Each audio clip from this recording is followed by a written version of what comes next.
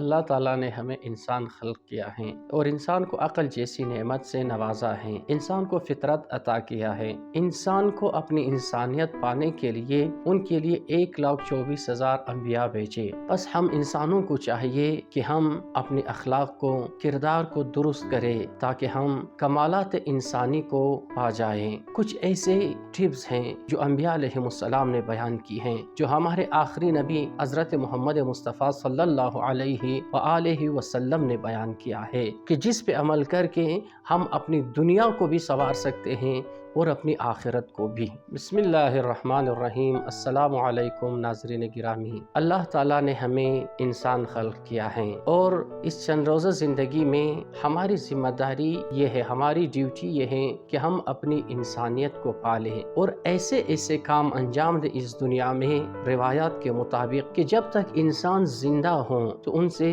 دنیا والے ان سے ملنے کا مشتاق ہوں، اور انسان اس دنیا سے چلا جائے تو سارے اس پہ روئے۔ یہ وہ دو جملے ہیں جس کو علی مرتضیٰ علیہ السلام نے بیان کیا ہے، جو عین انسانیت ہیں، جو انسانی ارزشیں ہیں، اور کچھ ایسے ٹپس ہیں کہ جن کو رسول گرامی نے بیان کیا ہے۔ رسول خدا فرماتے ہیں اگر جن کے اندر یہ چیزیں پائی جائیں وہ دنیا میں بھی کامیاب ہیں اور آخرت میں بھی کامیاب ہیں۔ اگر جن کے اندر یہ تین چیزیں موجود ہوں، رسول گرامی فرماتے ہیں کہ اللہ تعالیٰ یہ کہے گا اے میرا نیک بندہ تو بہشت میں داخل ہو جا، اور اپنی مرضی سے چاہے بہشت کے جس در سے بھی داخل ہونا چاہتے ہو داخل ہو جا۔ اگر جن کے اندر یہ تین صفتیں ہوں انہیں اللہ کی طرف سے یہ انعام ملے گا۔ وہ تین صفتیں یہ ہیں، نمبر 1، اپنی اخلاق کو درست کرو۔ یعنی آدمی اس دنیا میں اس چند روزہ زندگی میں ہم کیا کرتے ہیں؟ روزمرہ زندگی میں لوگوں کے ساتھ حشر نشر ہیں۔ اگر یہ جو حشر نشر ہیں یہ انتہائی اچھے اخلاق کے ساتھ ہوں، اگر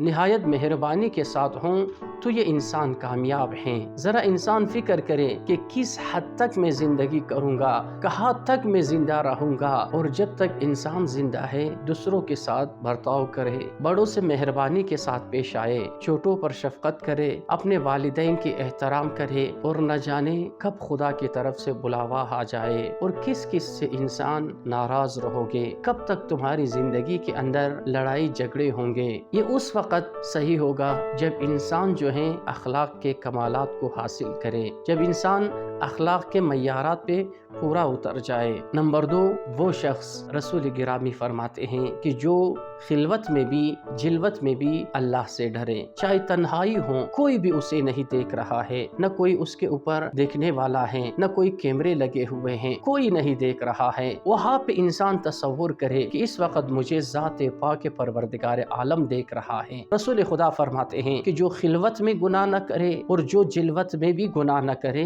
صرف اس نیت سے کہ وہ اللہ سے ڈرے، خداوند عالم جو ہے اسے بہشت کا سزاوار بنا دے گا۔ نمبر 3، بیجا کسی کے ساتھ جدال نہ کریں، بحث و مباحثہ میں اپنے ٹائم ضائع نہ کریں اگرچہ وہ حق پہ ہوں۔ آپ دیکھتے ہیں بعض اوقات انسانی زندگی میں اور بالخصوص گھریلو مسائل میں اکثر نوک جھوک ہوتی ہیں، تو میں ہوتی ہے کہ تو نے یہ کیا، میں نے یہ کیا، میں نے یہ نہیں کیا، تو نے یہ نہیں کیا، اور اس باتوں کو بعض اوقات اس قدر یہ انسان جو ہے جہالت میں غرق ہوتے ہیں، کسی ایک شے ناچیز پہ بحث و جدال کر کے یہ اپنی زندگی کو تباہ کرتے ہیں۔ اگر میاں بیوی کے آپس میں بیجا جدال ہوں، بعض اوقات نتیجہ طلاق پہ پہنچ جاتا ہے، اور اگر طلاق ہو جائے، کہیں پہ کسی بھی معاشرے کے اندر طلاق زیادہ ہو جائے، روایات کے مطابق عرش الہی لرزا جائے گا۔ پس رسول گرامی یہ فرماتے ہیں کہ اگرچہ تم حق پر بھی ہوں